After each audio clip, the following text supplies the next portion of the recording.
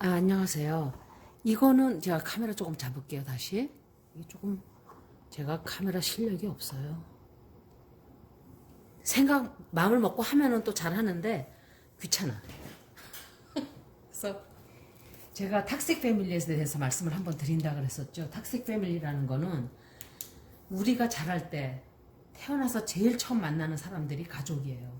가족인데 물론 가족들과 살지 않는 사람도 있어요. 가족들과 헤어져서 뭐 입양이 된다든지 또는 어떤 피치 못할 사정으로 다른 곳에 가서 살게 된다든지 어릴 때 그런 게 있어요. 그래서 부모가 누군가는 상관이 없어요. 내 주변에 누가 나를 길러줬느냐에 따라서 내 환경이 어떤 환경이었냐에 따라서 내 성격이 형성이 완전히 되는 거예요. 성격이 3살 될 때까지 성격이 형성이 다 된대요. 어린아이 때. 그래서 3살 이후, 왜 우리나라 말이 참 이게 우리나라 어르신들 말씀이 틀린 게 하나도 없어요. 3살 버릇 8까지 간다 그러잖아요. 그 말이 과학적으로 증명이 된 거예요. 과학적으로. 어린아이가 3살 때까지 겪은 그 모든 것을 평생을 가지고 가는.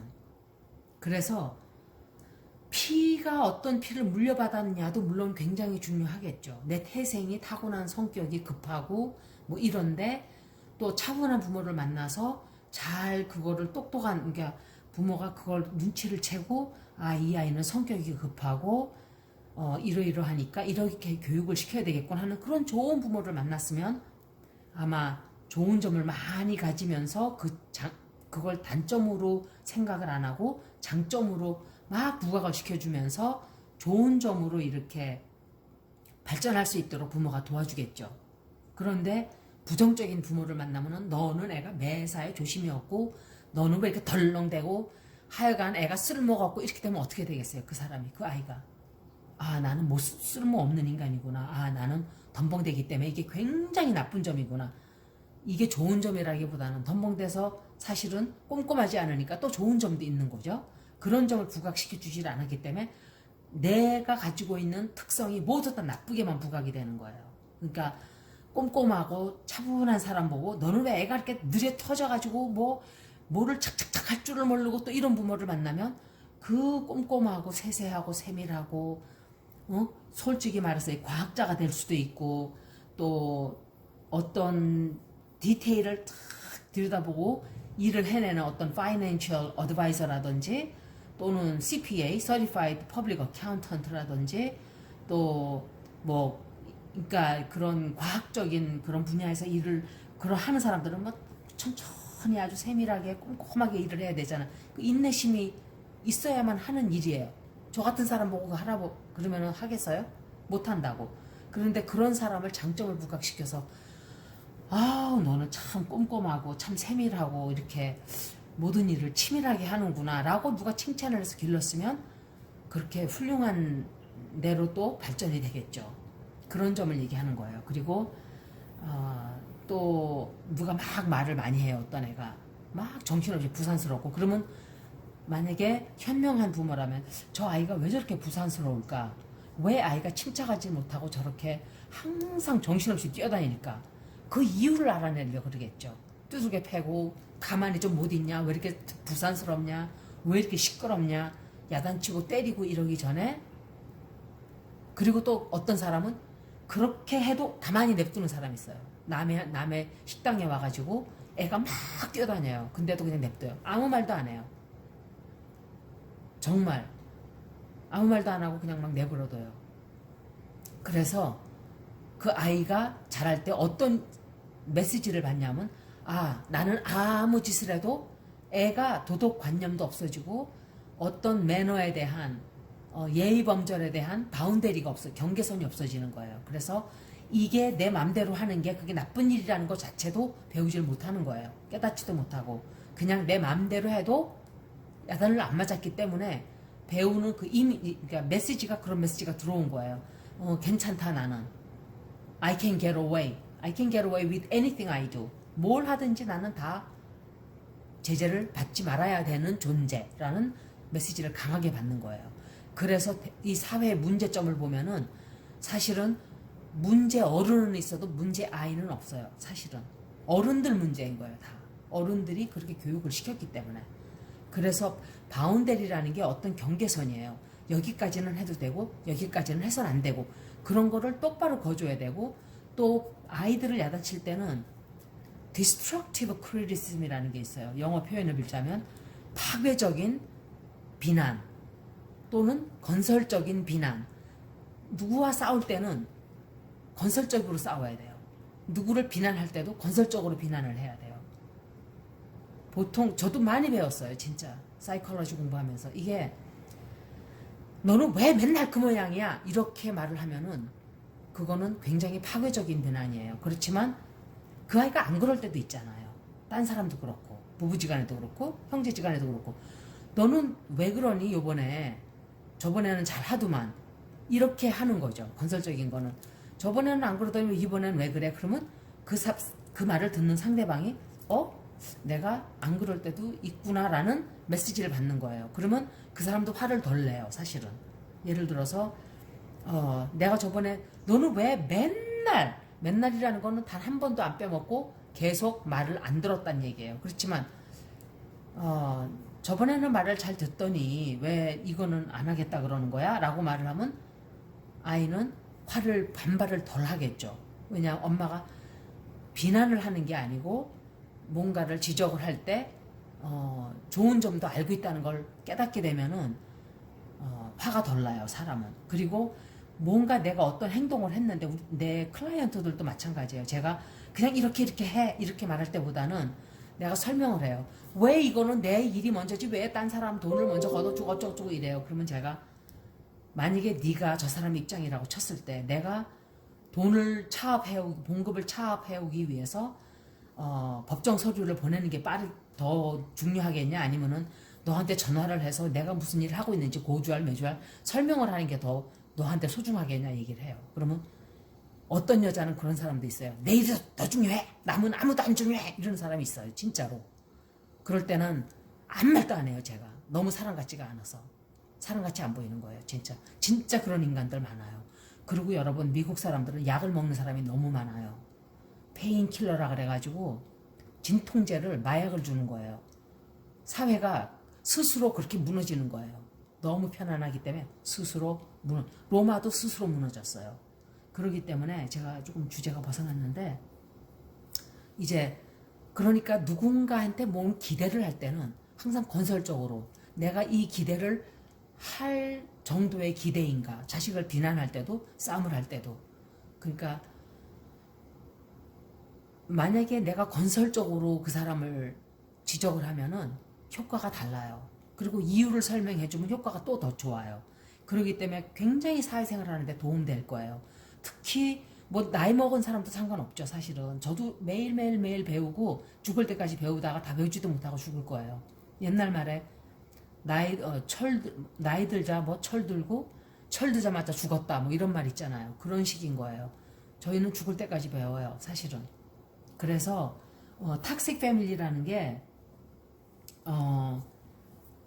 제가 사인을 몇 가지 알려드릴게요. 내가 이런 사람이면은 내 가족과 살아오면서 조금 좋은 말로 말하면 불안정한 가정 속에서 내가 건강하지 않은 가정에서 살아왔구나라는 걸 알게 되고, 또 거기에 대한 내가 개선을 어떻게 나 자신을 고치고 싶지 않으면 안 고쳐도 돼요. 사실은 고칠 필요가 없어요. 근데 내가 불행하다고 느끼면, 내가 힘들면, 내가 어렵다고 느끼면, 내가 너무 고통스러우면 고치는 게 좋겠죠. 내가 고통스러우니까. 근데 내가 아무 고통이 없다. 그럼 그냥 그대로 살면 되는 거예요. 그죠? 왜? 내가 고통스럽지 않으니까. 내가 행복하니까. 그렇지만 다만 그렇다고 해서 남들한테 고통을 주면 안 되는 거죠. 그런 사람들은. 그죠? 그러니까 내가 즐거운 만큼 남들의 행복과 남들의 자유도 그만큼 소중한 거예요. 그렇기 때문에 어떤 사람들은 자유와 방관을 혼동을 해요. 내가 자유국가에서 맘대로 하는데 그건 아니죠. 내 자유가 중요한 만큼 남의 자유도 파괴하면 안 되는 거죠. 그러니까 항상 경계선이 이게 어디까지가, 제가 볼 때 탈북하신 분들이 그런 경계가 굉장히 헷갈릴 거예요. 왜? 통제된 사회에서 살았기 때문에 아마 그게 이제 정리가 되는 데까지 시간이 좀 오래 걸리실 거예요. 그분들이. 그런 거는 이제 그렇게 살았기 때문에 할 수가 없는 거죠. 그렇지만 자유라고 해서 남을 갖다가 다 죽여도 되고 죽여도 되는 건 그건 자유가 아니에요. 그건 범법이지. 예를 들어서 내가 주차를 갖다가 아무 때나 내 자유인데 아무 데나 갖다가 세워놓고 소방차 못 들어가게 해서 딴 사람 다 죽였다? 그건 자유가 아닌 거예요. 남의 소중함을 그만큼 인정하고 내 자유만큼 인정을 할 때 그 자유가 내 자유인 거지, 그 이상을 벗어나면 그거는 방종인 거예요. 방종. 사인을 제가 몇 가지 알려드릴게요. 내 감정은 하나도 소중하지 않다고 생각하는 사람들이 있어요. 예를 들면은 나는 다치건 말건 남이 우선인 사람.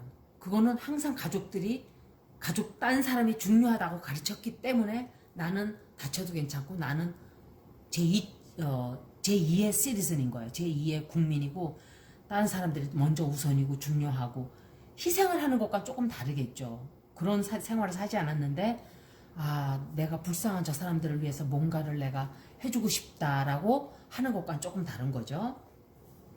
그리고 남이 나를 어떻게 조절할까봐 엄청 무서워하는 거예요. 두려워하는 거예요. 어떤 사람들은요, 남의 말을 하나도 안 들어요. 그래서 하나도 안 들어요. 좋은 얘기라고 해주는데도 충고를 하나도 안 들어요. 충고도 아니고 그냥 있는 얘기를 해주는데도 이 사람이 나를 조종을 하려고 하고 나를 잔소리를 해대는구나 라고 그렇게 받아들이는 거예요. 모든 것을. 왜?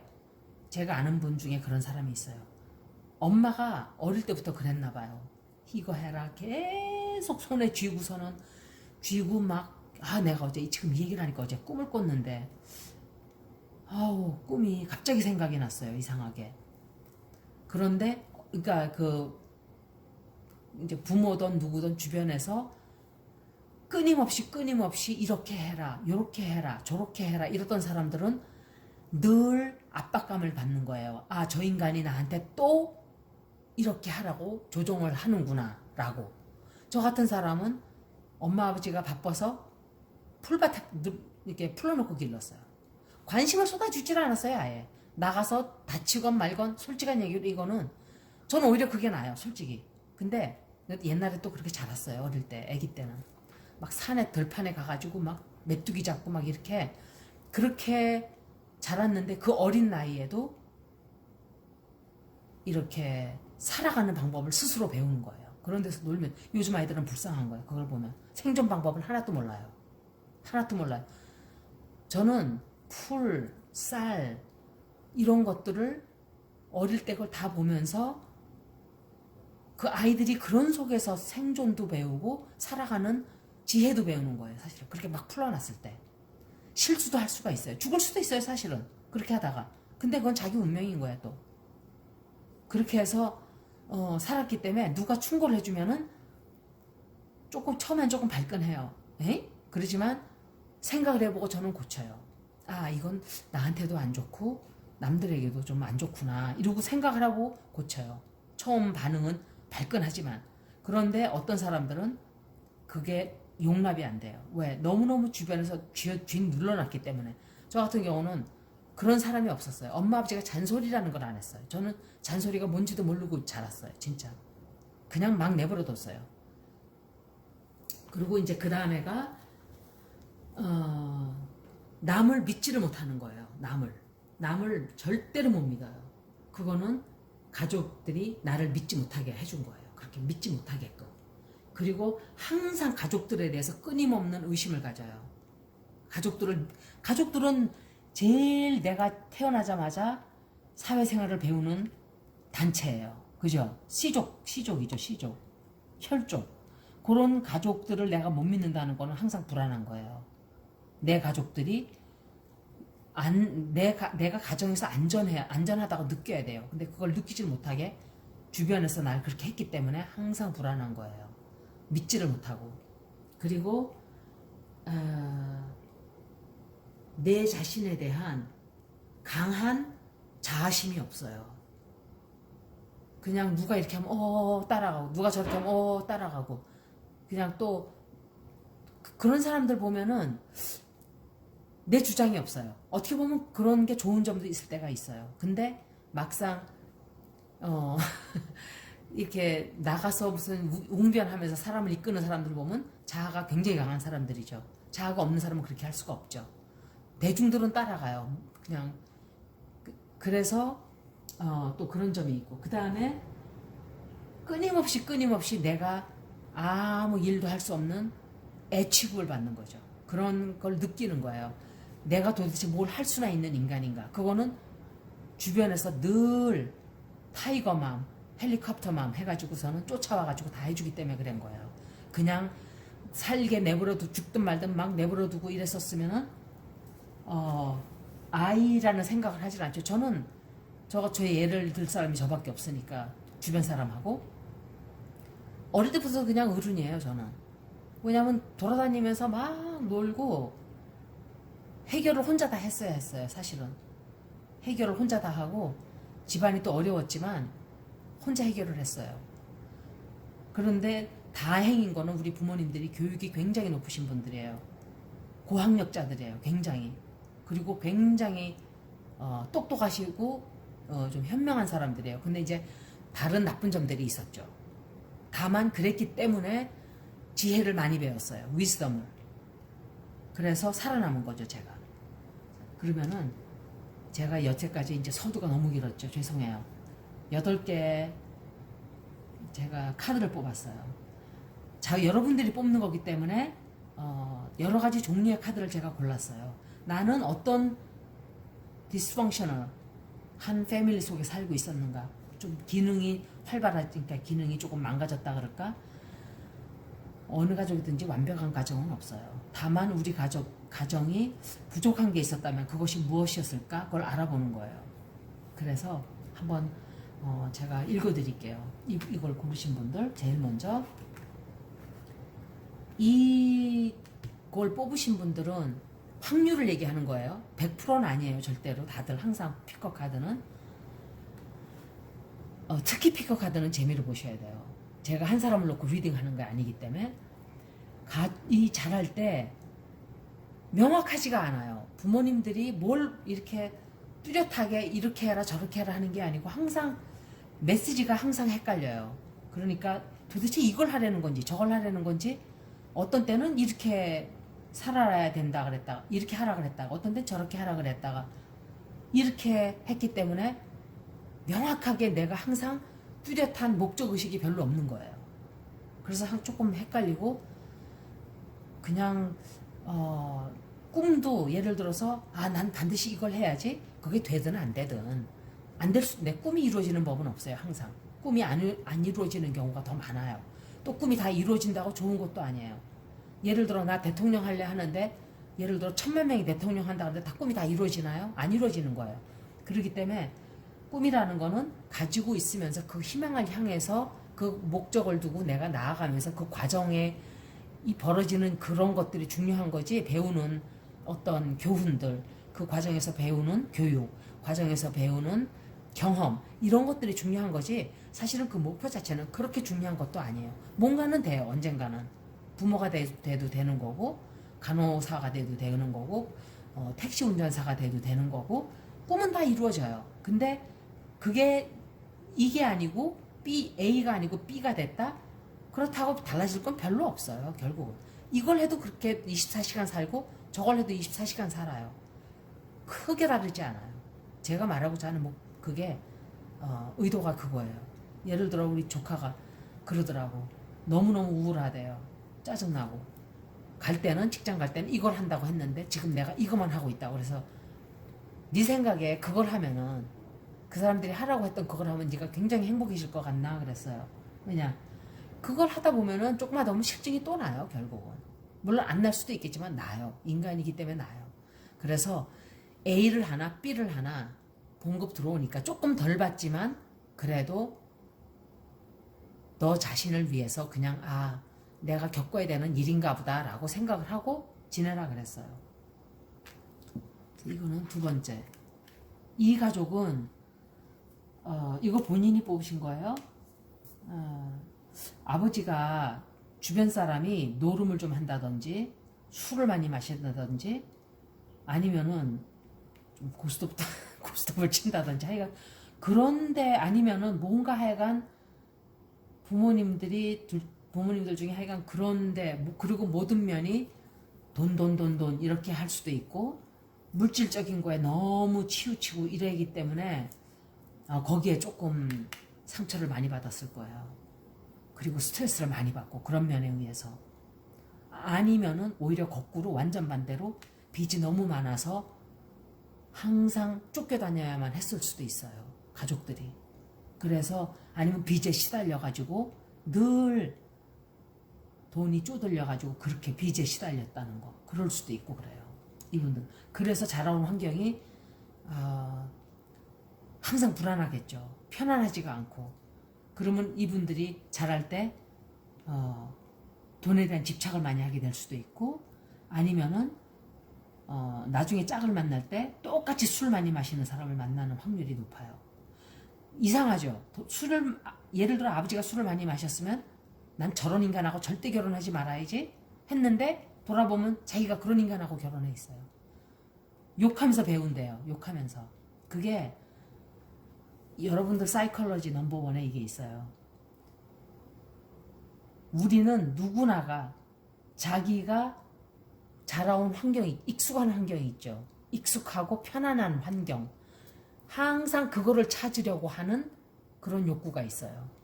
내가 원하던 원하지 않던 subconsciously 무의식적으로 항상 내가 편안했던 것 편안했던 게 좋든 나쁘든 난 그 얘기를 하는 게 아니에요. 편안했던 것 그러니까 익숙한 환경 그렇지 그게 더 바른 말이지. 익숙한 환경 그건 뭐겠어요.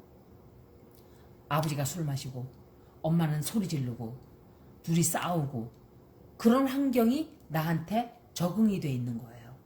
그래서 무의식적으로 그런 사람을 또 찾아가는 거예요. 그게 이해하기 힘들죠. 그런데 그럴 확률이 높아요. 항상 그렇지는 않겠지만 높아요. 그래서 아버지가 엄마를 막 때리고 막 학대하고 이런 집에서 자란 아들이 막 아버지를 욕하고 이러지만 나중엔 자기도 아내를 때리고 있는 거예요. 그래서 굉장한 그 사람들은 정신 상담을 받는 게 좋아요. 빨리 치료를 해야 돼요. 그게 병적인 치료가 아니라 그런 해답을 딱 찾고 나면 내가 원인이 이거구나 알게 나면 해답이 보이거든요. 그러니까 정신과 상담이 굉장히 중요한 거예요. 정신과 상담이라고 아무나 하면 안 되고 정신과 의사들도 진짜 재질이 안 된 사람들이 너무 많아요. 제가 봤을 때. 자질이 안 된 사람이 너무 많고 능력이 안 되는 거예요. 학벌만 가지고 있다고 정신과 의사가 되는 게 아니에요. 그 사람이 얼마나 공감 능력이 있고 얼마나 많이 알고 있고 이해력이 많고 그 상담하는 사람의 그것을 얼마나 많이 깨닫고 있는지 또 어떤 점으로 방향을 잡아줘야 되는지를 확실하게 알고 있는 사람이 훌륭한 의사인 거예요. 그렇겠죠. 그 다음에 이 가족은 가족들이 화를 잘 내는 가족이에요. 화를 잘 내고 뭐든지 감정적으로 모든 걸 해결하려고 그러고 감정적으로 일단 분노 폭발하고 뭐고 막 이래놔가지고 불안한 거예요. 항상 이것도 또. 그러니까 좀 차분하게 얘기를 하고 이러지를 않고 막 뭐든지 이렇게 감정에 이끌려서 문제를 해결하다 보니까 싸움이 잘 나요. 이 가족도 이렇게 해서.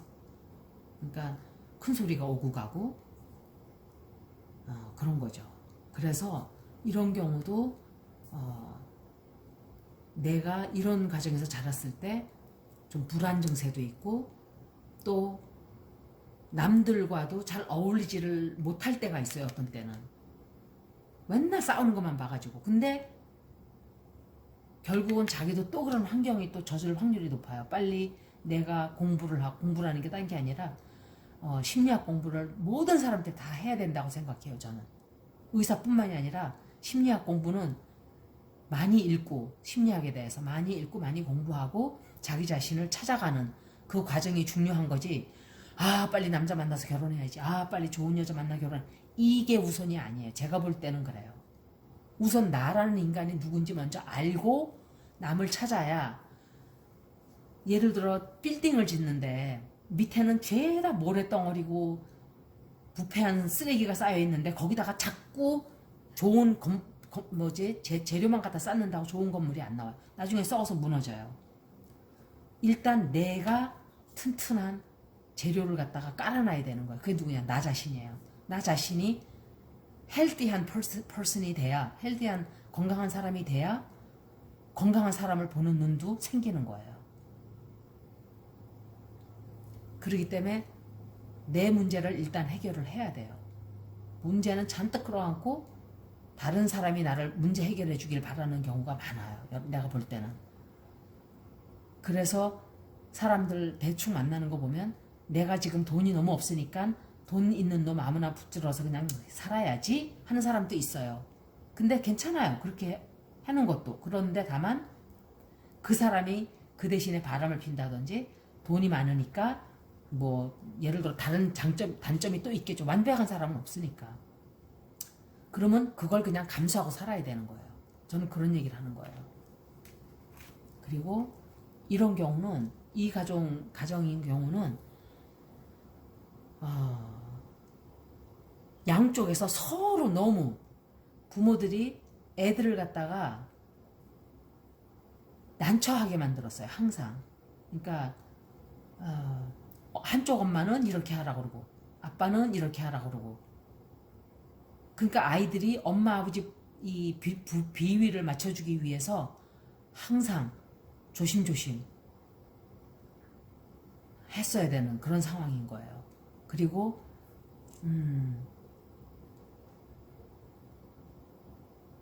결정장애가 있을 수도 있어요. 결정장애가. 왜냐면 그렇게 너무 심하게 해놨기 때문에 결정을 못하고 그냥 그러다 보면 남들이 시키는 대로 또 따라가고 이렇게 되는 게 있죠. 이분 같은 경우는 이쪽은 또 말이 너무 거칠어가지고 이 말이 너무 거치니까 자식들도 또 말들이 다 거칠어져요. 우리 집이 좀 이런 경우였어요. 말이 거칠어요. 말이 거칠고 고운 말이 오고 가질 않았어요. 그래서 이런 경우는 아이들이 상처를 굉장히 많이 받아요. 말 때문에. 너는 왜 그렇게 이제 같은 말을 해도 좋게 말을. 그래서 제가 여러분들한테 추천하고 싶은 게 딱 하나 있어요. 카메라를 켜놓고 요새 셀폰 있잖아요. 다 녹음을 해. 자기 자신을 녹음하는 거예요. 자기가 말을 어떻게 하는지를 가족들이 내가 친구들과 얘기할 때 녹음해서 한번 들어봐요. 깜짝 놀라요. 이게 내 모습인가? 라고 생각을 해요.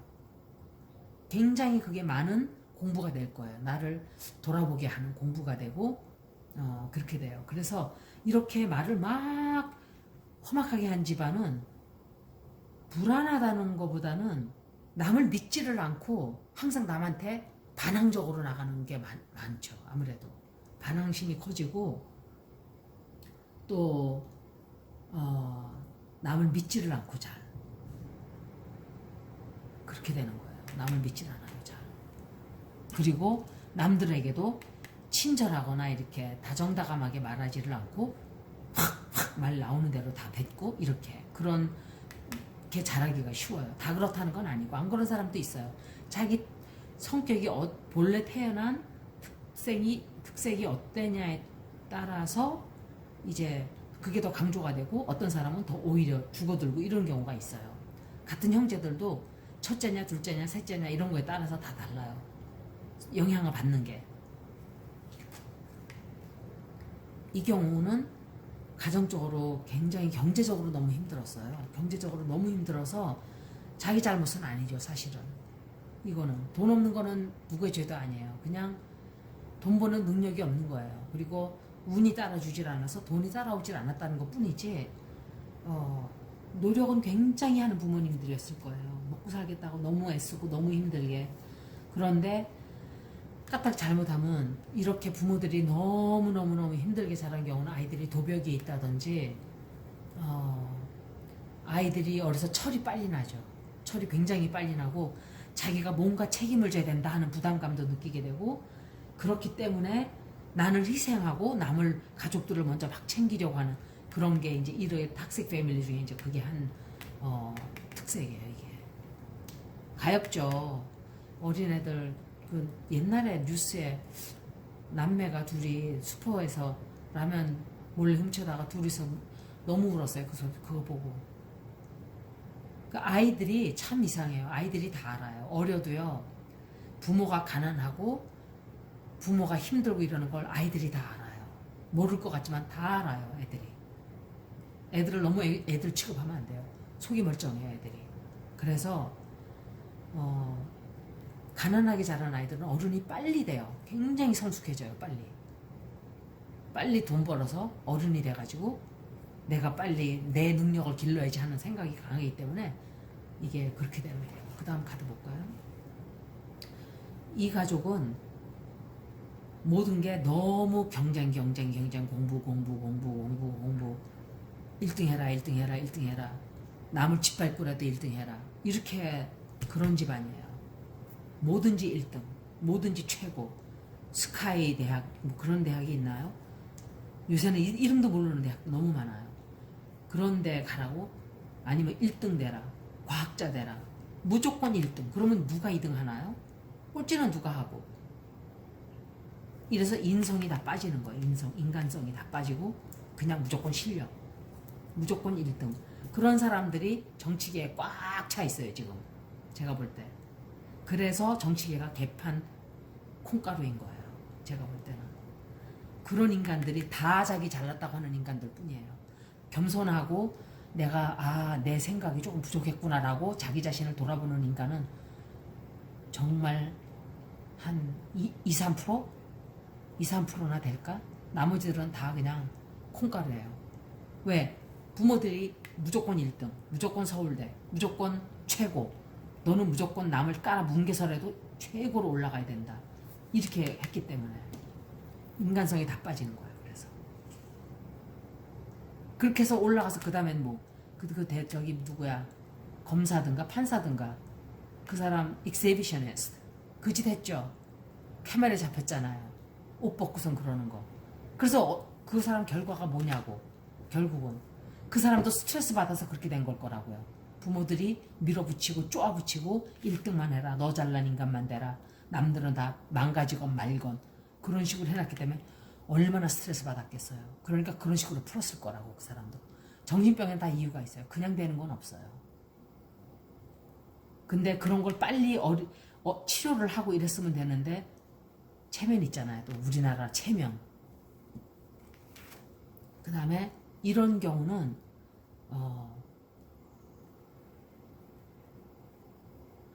도덕심에 대해서 너무 지나치게 강조를 하는 거예요. 너무. 그리고 너무 도덕적이고 너무 보수적이고